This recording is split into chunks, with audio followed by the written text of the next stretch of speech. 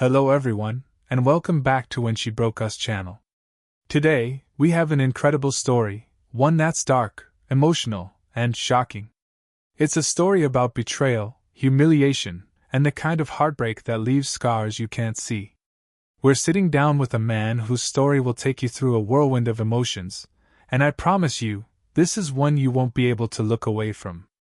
From the first moment, through the betrayal, to the shocking aftermath, this is raw, unfiltered truth.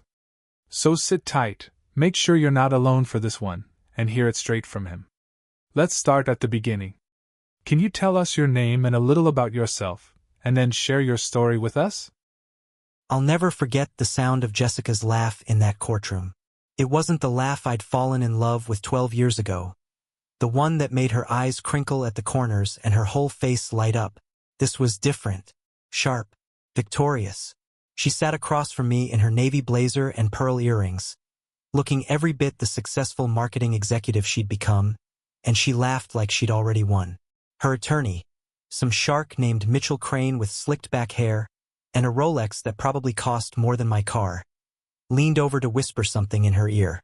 She nodded, smiling, then glanced at me with something that might have been pity if it weren't laced with such obvious contempt. I remember thinking, this is really happening. After everything, this is how it ends. Judge Morrison cleared his throat and adjusted his glasses, looking down at the papers in front of him. Jessica's laugh faded to a smirk.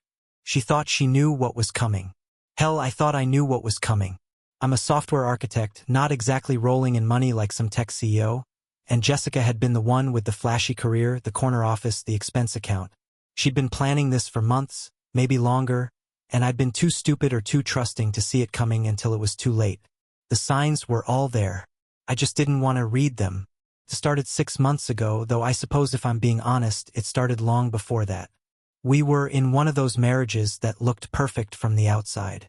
Nice house in suburban Portland, Oregon, with a maple tree in the front yard that turned brilliant red every October. 2 cars in the driveway. Weekend brunches at that place on Morrison Street where they serve eggs Benedict with salmon. We had friends over for dinner parties where Jessica would make her famous butternut squash risotto and I'd bore everyone with stories about debugging legacy code at 3 in the morning. Normal. Safe. Maybe too safe. I'm 35 now, and I'd spent the last decade building something I thought was permanent. Jessica was 33, ambitious, beautiful in that effortless way that made me feel lucky every time she chose to sit next to me at a party.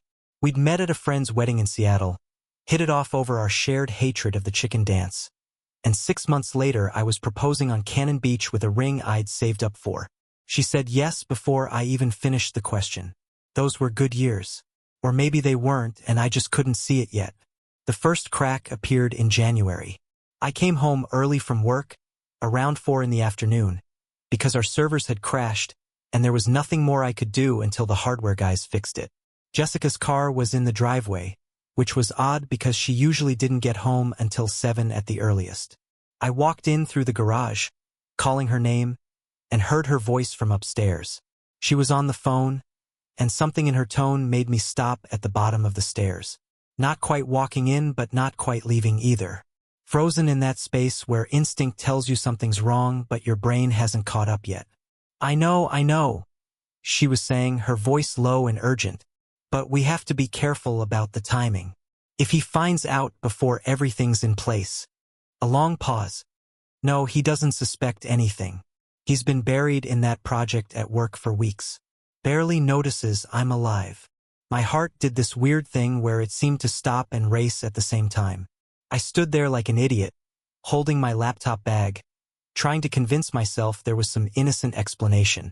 Maybe she was planning a surprise party. Maybe she was talking about work. Maybe I was paranoid. But the knot in my stomach knew better. I cleared my throat loudly and walked up the stairs, making noise on purpose this time. By the time I reached our bedroom, Jessica was off the phone, standing by the window with her cell in her hand and a bright smile on her face. "Hey, you're home early," she said, and her voice was normal again, warm, like nothing had happened. "Servers crashed," I said, watching her face. "Who were you talking to?" "Oh, just Sarah from work. Drama with one of the campaigns." She came over and kissed me on the cheek. "You okay? You look stressed." I wanted to push it. I wanted to ask her why she'd been talking about timing and keeping secrets, but I didn't, because that's not who I was. I was the guy who trusted his wife, who believed in the fundamental goodness of people, who thought that if you loved someone enough and worked hard enough, things would turn out fine. So I smiled and said I was fine and went downstairs to make dinner, while Jessica disappeared into her home office for another conference call. Over the next few weeks, I started noticing things. Small things. Inconsistencies. Jessica's phone was suddenly always face down on the table. She changed the password on her laptop. She started going to the gym at odd hours, leaving at 9 at night and coming back after 11, smelling like soap and looking flushed. When I asked about it, she said there was a new trainer she was working with, someone who only had late-night slots available. Made sense, I guess. Except when I drove by the gym one night around 10, out of curiosity I told myself wasn't really suspicion. Her car wasn't in the parking lot. I didn't confront her. Instead, I did what any modern man does when he suspects his wife of cheating. I turned into a detective. I started checking her credit card statements, looking for hotel charges or suspicious restaurant bills. Nothing. I looked through her phone one morning while she was in the shower, hands shaking so badly I could barely unlock it. Her texts were mundane. Work stuff. Messages to her sister about their mom's birthday party. A conversation with her friend Rachel about a new yoga studio. Either she was the most careful cheater in the world, or I was losing my mind. My friend Marcus, who I'd known since college and who'd been through a messy divorce himself 3 years ago, told me I was being paranoid. We were at a bar in downtown Portland, one of those brewery places with exposed brick and too many IPA options, and I'd finally worked up the nerve to tell him what was going on. He listened, nodding, then leaned back in his chair and shook his head. "Dude, you're spiraling," he said. "Jessica's not cheating. She's ambitious, yeah, and maybe she's been distant, but that doesn't mean there's someone else. You know how many guys convince themselves their wives are cheating and it turns out to be nothing? My therapist says it's usually projection." "Projection?" I said. "You think I'm the one cheating?" "No, man. I mean, like, you're feeling guilty about something, maybe, or you're stressed about work, and you're putting it on her." He took a long drink of his beer. "When was the last time you two went on a date? Did something fun together? Maybe that's the problem. You're both just disconnected." He had a point. Jessica and I hadn't had a real conversation in weeks. We coexisted in the same house, passing each other like roommates, speaking in logistics. "Can you pick up milk? I'll be late tonight. Did you pay the electric bill?" The intimacy had evaporated so gradually I hadn't noticed until it was gone. Maybe Marcus was right. Maybe I needed to try harder, to reconnect with my wife instead of spying on her like some paranoid creep. So I planned a weekend getaway. Cannon Beach, where I'd proposed. I booked a nice hotel, made reservations at that restaurant she loved, the one where you could watch the sunset over Haystack Rock while eating Dungeness crab. When I told Jessica about it, she seemed surprised but pleased. "That's sweet," she said, and for a moment, I saw a flash of the woman I'd married. "I'll check my calendar." But the weekend never happened. 2 days before we were supposed to leave, Jessica sat me down at the kitchen table with a look on her face I'd never seen before. Serious. Almost businesslike. My first thought was that someone had died. My second thought was worse. "I think we need to separate," she said. Just like that. No preamble. No fight leading up to it. Just 6 words that detonated my entire life. I stared at her. "What?" "I've been thinking about this for a while," she continued, her voice calm, measured, like she was giving a presentation to clients. "We're not happy. You know we're not. We're just going through the motions. I think it's time we admit this isn't working and move on before we waste any more of each other's time." "Waste?" I said. "Jessica, we've been married for 12 years. We have a life together. You can't just—" "I can," she interrupted. "And I am. I've already talked to a lawyer. I'm filing for divorce. I think it's better if you move out for now. Give us both some space to figure this out." The conversation after that was a blur. I remember arguing, begging, demanding to know if there was someone else. She denied it, calmly, repeatedly, like she was reading from a script. "This isn't about anyone else," she kept saying.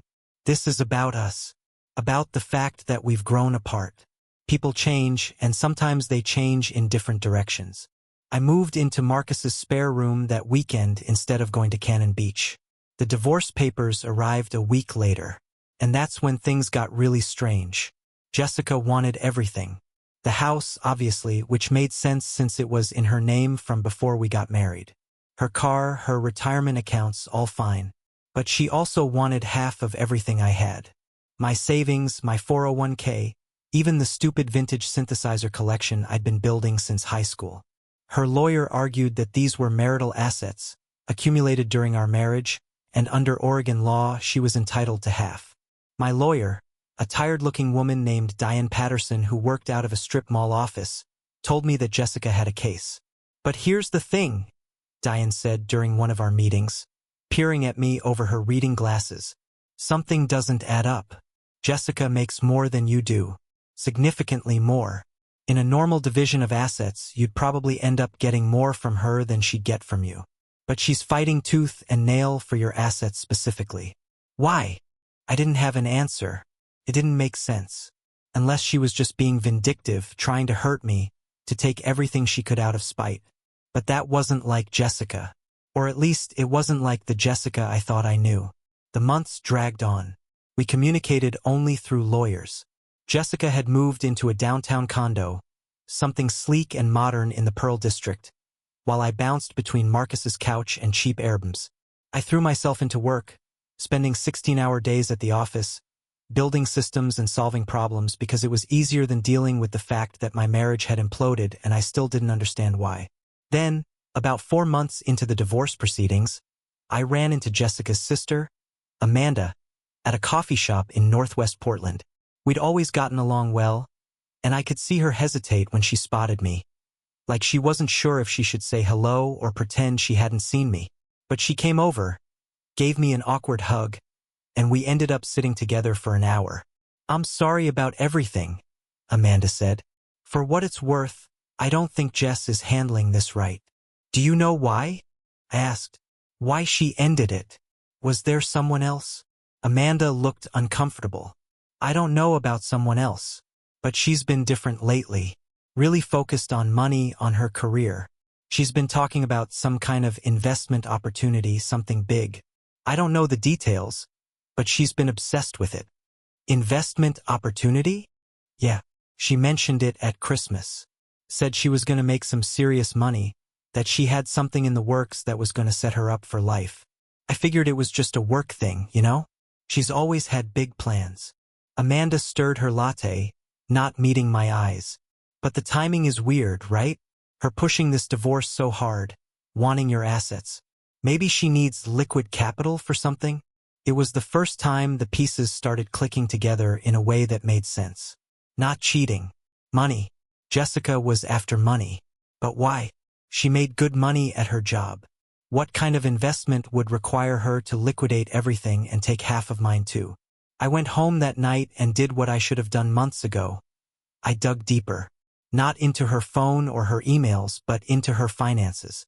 I pulled every piece of paper from the divorce filings, every disclosure document, every bank statement her lawyer had been required to provide. And there, buried in the fine print, I found it. 6 months ago, right around the time I'd overheard that phone call, Jessica had withdrawn $20,000 from her savings account. The notation said, "Business investment." 2 months later, another $15,000. Then another 20. I called Diane. "Can you find out what she's investing in? That's not really within the scope of." "Please," I said.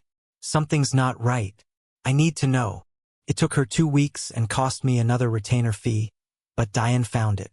Jessica had invested over $60,000 into a startup called Bright Path Solutions. I'd never heard of it, so I looked it up. It was some kind of tech company supposedly developing AI-powered marketing software. The website looked professional but vague, full of buzzwords like synergy and paradigm shift and revolutionary. The kind of thing that sets off alarm bells if you know anything about the tech industry. I dug deeper. The CEO was a guy named Trevor Marsh, 42, with a LinkedIn profile that claimed he'd founded 3 successful startups. Except when I actually looked into those startups, none of them seemed to exist anymore. No acquisition announcements, no press releases. They just vanished. Trevor Marsh looked like a con artist. But Jessica wasn't stupid. She was smart, savvy, careful. How had she gotten caught up in something like this? Unless she hadn't. Unless she knew exactly what she was doing. I spent the next week in a haze of research, barely sleeping, living on coffee and Chinese takeout. I created a timeline, mapped out connections, followed the money trail as far as I could. And what I found was insane. Trevor Marsh wasn't just running a scam. He was running an elaborate money laundering operation disguised as a tech startup. BrightPath Solutions was a shell company, and investors like Jessica were feeding money into it, money that was then funneled through a series of offshore accounts before disappearing entirely. The investors got fake quarterly reports showing growth and profits, keeping them happy and invested, while their money evaporated. But here's where it got really crazy. Jessica knew. She had to know. Because buried in the corporate filings for BrightPath Solutions, listed as a strategic advisor, was Jessica's name.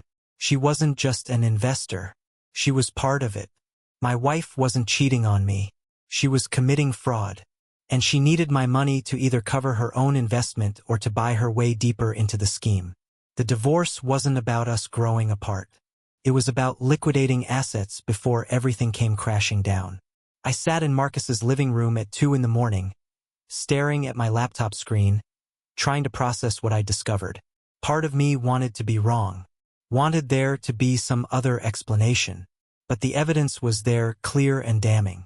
Jessica had gotten involved in something illegal, something that was going to implode spectacularly, and she was trying to take as much money as she could before it did. The question was, what did I do about it? I could report her to the authorities. Turn over everything I'd found to the FBI or whoever handles financial fraud. Watch my wife of 12 years go to prison. Or I could stay silent, let the divorce go through, give her whatever she wanted and walk away. Maybe she'd get caught anyway, or maybe she'd get away with it, but either way it wouldn't be my problem anymore. I thought about those early years when we'd been happy, or when I thought we'd been happy. Had she always been capable of this? Or had something changed? Some line she'd crossed that turned her from the woman I loved into someone I didn't recognize? I decided to confront her. Not through lawyers but face to face. I texted her and asked to meet. To my surprise, she agreed. We met at a neutral location, a park near the waterfront where we used to walk on Sunday mornings. She showed up in running clothes, her hair pulled back in a ponytail, looking relaxed and confident, like she had nothing to hide. "What is this about?" she asked, not bothering with small talk. "The lawyers are handling everything. There's nothing for us to discuss." "BrightPath Solutions," I said, watching her face carefully. "Want to tell me about that?" Her expression didn't change, but something flickered in her eyes. Recognition, maybe fear. "What are you talking about?" "I know about the investments, Jessica. I know about Trevor Marsh. I know what you're doing." I kept my voice calm, even though my heart was pounding. "I know why you want the divorce, why you need my assets." She was quiet for a long moment, staring out at the river. Then she laughed. That same sharp laugh I'd hear later in the courtroom. "You don't know anything. I know enough. I found the corporate filings, the offshore accounts. This whole thing is going to collapse, and you know it. You're trying to get out with as much money as you can." Jessica turned to face me fully, and for the first time in months, I saw real emotion on her face. Anger. "You think you're so smart. You think you figured it all out." She stepped closer. "But you don't know the half of it. BrightPath isn't a scam. It's real. The technology is real. Trevor is brilliant. And when this launches, everyone who got in early is going to be set for life, including me." "It's a fraud," I said. "Trevor Marsh is a con artist. You're going to lose everything." "No," she said firmly. "You are. Because even if I am wrong about BrightPath, which I'm not, I'll still have half of your assets. I'll land on my feet.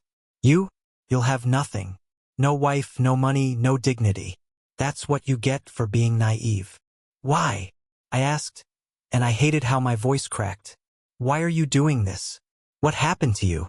She looked at me with something like pity. I grew up. I realized that people like you, people who play by the rules and trust everyone and think hard work is enough, those people get left behind. I'm not going to be left behind. I'm going to win. She walked away and I let her go. What else could I do? The divorce hearing was scheduled for the following month. I spent those weeks preparing with Diane, gathering evidence, planning strategy. But I also spent them making some calls of my own. To the FBI, to the SEC. I turned over everything I'd found about BrightPath Solutions and Trevor Marsh. I gave them bank statements, corporate filings, email exchanges I'd managed to uncover. I told them about Jessica's involvement. The agent I spoke to, a woman named Special Agent Chun, listened carefully and then told me it would take time to investigate. They couldn't just arrest people based on suspicion. They needed evidence, witnesses, proof. I told her I understood.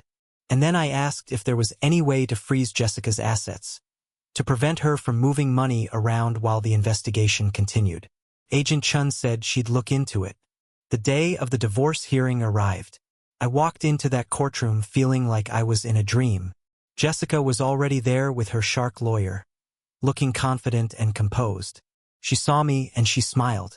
Not a warm smile, a victorious one. She thought she'd won. Thought she was about to walk away with half of everything I had while her investment in BrightPath paid off and I was left with nothing. Judge Morrison called the proceedings to order. We went through the formalities, the reading of documents, the presentation of assets. Jessica's lawyer argued for her entitlement to half of my 401k, my savings, my property. Diane countered with the fact that Jessica made more money, that under normal circumstances she'd be the one paying me.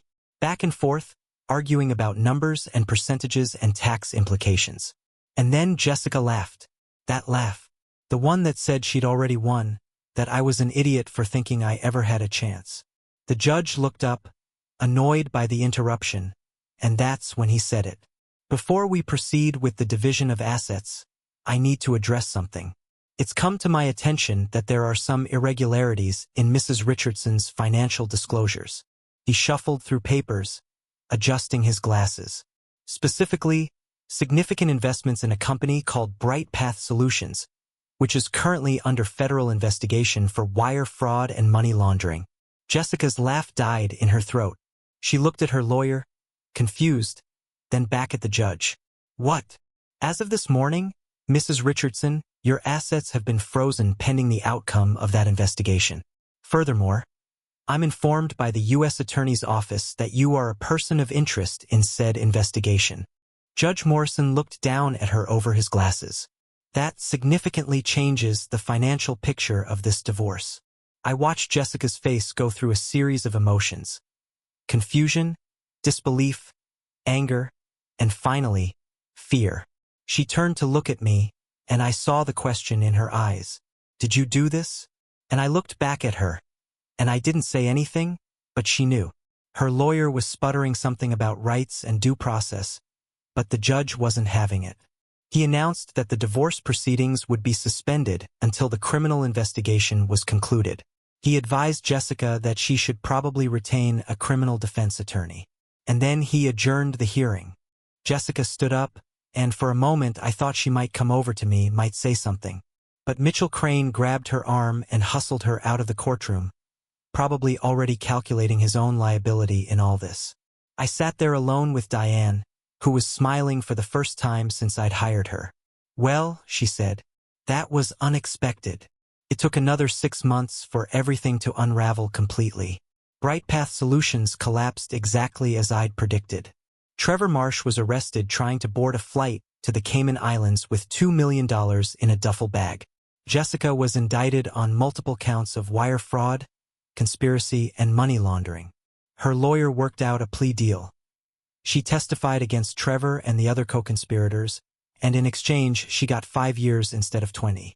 The divorce was finalized 3 months ago. With Jessica's assets frozen and her legal bills mounting, she didn't have the resources to fight me anymore. I didn't get any of her money, but I kept all of mine. The house went into foreclosure, but I was planning to move anyway. Too many memories. I ran into Amanda again last week, same coffee shop. She hugged me tight and apologized for everything. Told me Jessica had sent her a letter from prison, that she'd said she was sorry, that she'd gotten caught up in something bigger than herself and made terrible choices. Amanda asked if I'd consider visiting Jessica, maybe writing to her. I said I'd think about it. I haven't thought about it. Here's the thing nobody tells you about betrayal. It's not the grand dramatic moment that destroys you. It's not the discovery or the confrontation or even the divorce hearing. It's the small things, the memories that get rewritten. I think about that first phone call I overheard, the one where she said I didn't notice she was alive. And I realized she was right. I'd been so focused on building a life, on maintaining the structure of marriage, that I'd stopped seeing the person I was married to. Maybe if I'd paid attention earlier, if I'd asked the hard questions instead of trusting blindly, things would have turned out differently. Or maybe Jessica would have found her way into fraud regardless, and I'd have just been collateral damage either way. I'm living in a smaller apartment now, across the river in a quieter neighborhood. I got a promotion at work, which is ironic considering how checked out I've been. Marcus still stops by every week with beer and pizza, and we don't talk about Jessica anymore. I'm seeing a therapist, working through everything, trying to figure out who I am when I'm not someone's husband. The other day, I got a message from an unknown number. Just 4 words. I'm sorry. Truly. Jay. I stared at it for a long time, my thumb hovering over the reply button. There were so many things I could say, so many questions I still had. But in the end, I just deleted it. Because what's the point? Sorry doesn't undo fraud. It doesn't undo betrayal. It doesn't give me back the 12 years I spent loving someone who turned out to be a stranger. Some nights, I still think about that courtroom laugh. The sound of someone who thought they'd won, who thought they'd beaten the system and beaten me. And I think about the silence that followed, when she realized she'd lost everything. There's no satisfaction in it, not really. Just a hollow kind of relief that I'm not the one in prison. I'm rebuilding now. Slowly. Carefully. Learning to trust again, though that's harder than I expected. I went on a date last month. First one since the separation. A woman named Claire I met through a friend. She's a teacher, kind and funny, with none of Jessica's sharp edges. We had dinner, talked about normal things, and at the end of the night, she asked if she'd see me again. I said yes, and I meant it. Maybe that's the real ending. Not the dramatic courtroom scene or the federal investigation or the prison sentence. Just me trying to build something new from the wreckage, hoping I'm smarter this time around. Hoping I learned something from the disaster. Hoping that someday, when someone asks about my first marriage, I can tell the story without feeling like I'm missing something essential. Because that's the thing about Jessica's betrayal that still haunts me. I don't know when I lost her. Was it 6 months before the divorce when she made that first investment? Was it years earlier, when some ambition in her twisted into something dark? Or was it right at the beginning, and I just never saw who she really was? The woman I married and the woman who committed fraud, are they the same person? Or did one become the other somewhere along the way? I don't have answers. Just questions and memories and the strange, unsettling knowledge that I spent 12 years sleeping next to someone I never really knew. And maybe that's the lesson. That you can love someone completely and still not know them at all. That trust is a gamble and sometimes you lose. That people are capable of changing in ways you never imagined. And by the time you notice, it's already too late. But I'm still here. Still standing. Still trying. And if Jessica taught me anything, it's that I'm stronger than I thought I was. Strong enough to uncover the truth, to turn her in, to walk away. Strong enough to start over. So that's my story. My wife laughed while finalizing the divorce, thinking she'd taken everything from me, until the judge mentioned her own net worth, frozen and tainted by fraud. Until the federal agents came. Until the life she'd been so sure of collapsed around her. And me? I'm free. Finally, completely free. And that, in the end, is worth more than anything she tried to take. Wow. That was an incredibly intense and emotional story. Thank you for trusting us and sharing such a personal and painful experience with such honesty. Your journey, from betrayal, humiliation, and heartbreak, to reclaiming your life and dignity, is truly powerful, and I know it will resonate with many of our viewers who have faced similar struggles. To everyone watching, this story is a reminder of the strength we all have inside us, even in the darkest moments. If Michael's story moved you, made you think, or helped you reflect on your own life, I encourage you to leave a comment below. Share your thoughts, your experiences, or simply your support, it all matters. And don't forget to subscribe to When She Broke Us for more raw, real, and unfiltered stories of betrayal, resilience, and personal growth. Every story here reminds us that even through pain, there's a way to reclaim our power and dignity. Thank you for watching, and remember, your strength is greater than any betrayal, and your voice deserves to be heard.